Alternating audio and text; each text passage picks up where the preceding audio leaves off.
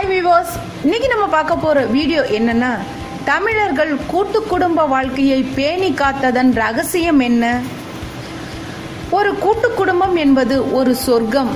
ஏனெனில் மகளை கொஞ்சம் போது குத்தக்கூடாது என்பதற்காக தினமும் சவரம் செய்யும் தந்தையின் பாசம், மகளுக்கு குடையாக வேண்டும் என்றே சேலை முந்தானையை பெரிதாக விட்டு சேலையை கட்டுவது அன்னையின் பாசம், பேத்திக்கு தொட்டில் கட்ட வேண்டும் என்று தன் மனநாள் பட்டு சேலையை பத்திரப்படுத்தி வைப்பது பாட்டியின் பாசம், பேரனுக்கு தும்பல் வந்துவிடும் என்று அவனை கண்டவுடன் மூக்குப்பொடியை ஒளித்து வைப்பது தாத்தாவின் பாசம், தங்கைக்காக எதையும் விட்டு கொடுப்பது அண்ணனின் பாசம், அண்ணனின் தவறுகளுக்கு தாயிடம் திட்டு வாங்குவது தங்கையின் பாசம், தனக்கு பிடித்ததை தன் தம்பிக்கு கொடுத்து அழகு பார்ப்பது அக்காவின் பாசம்.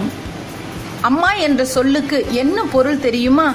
அம்மா என்ற வார்த்தை இருக்கிறதே, இது தமிழுக்கு மட்டுமே உள்ள சிறப்பு. அம்மா என்பதில் உள்ளிருக்கும் உங்களுக்கு உயிர் கொடுத்தவள் தாய் என்பதில் முதல் எழுத்தாக ஆ என்ற உயிர் எழுத்தையும், உயிர் வளர மெய் அதாவது உடல் தேவை என்பதால் இம் என்ற மெய் எழுத்தை இரண்டாவதாகவும், 10 மாதம் கழித்து உயிரையும் மெய்யையும் இரண்டையும் சேர்த்து உருவமாக உலவ விடுவதால் மா என்ற உயிர்மெய் எழுத்தையும் வைத்துள்ளனர். அம்மா ஆ என்பது உயிரெழுத்து, இம் என்பது மெய்யெழுத்து, மா என்பது உயிர்மெய் எழுத்து.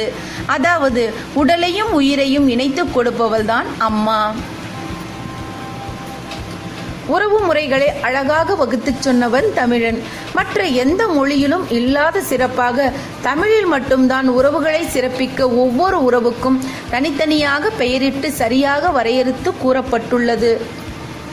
தமிழர்களின் பரம்பரை: பரன் பறை, சேயோன் சேயோள், ஓட்டன் ஓட்டி, பூட்டன் பூட்டி, பாட்டன் பாட்டி, தந்தை தாய், நாம், மகன் மகள், பெயரன் பெயர்த்தி, கொள்ளு பெயரன் கொள்ளு பெயர்த்தி, எள்ளு பெயரன் எள்ளு பெயர்த்தி. இப்படித்தான் உறவு முறைகளை அழகாக வகுத்துள்ளான். தன் முன்னோர்களையும் தனக்கு பின்வரும் சங்கதியினரையும் தனித்தனியாக வெவ்வேறு பெயரிட்டு மகிழ்ந்தனர் நம் முன்னோர்கள். ஆனால் வேதனை என்னவெனில், நம் தலைமுறையினரோ இதை பற்றியெல்லாம் அறியாமல் எந்த உறவையும் அங்கிள் ஆண்டி என்ற ஒரே வார்த்தையில் அடக்கிவிடுகின்றனர். இனியாவது நம் உறவு முறைகளை அழகாக வகுத்து சொன்னதை போல் நாம் அழைக்கலாமே. வாழ்க்கையை சொர்க்கமாக வாழ வேண்டுமெனில் கூட்டு குடும்பமே மிகவும் சிறந்தது. அதனால்தான் நம் தமிழர்கள் கூட்டு குடும்ப வாழ்க்கையை பெரிதும் போற்றி பேணி காத்தனர். இந்த தகவல்கள் உங்களுக்கு பிடிச்சிருந்தா எங்க சேனலை சப்ஸ்கிரைப் பண்ணுங்க, லைக் பண்ணுங்க, ஷேர் பண்ணுங்க. உங்க கமெண்ட்ஸ் எங்களுக்கு மறக்காம போஸ்ட் பண்ணுங்க. Thank you viewers.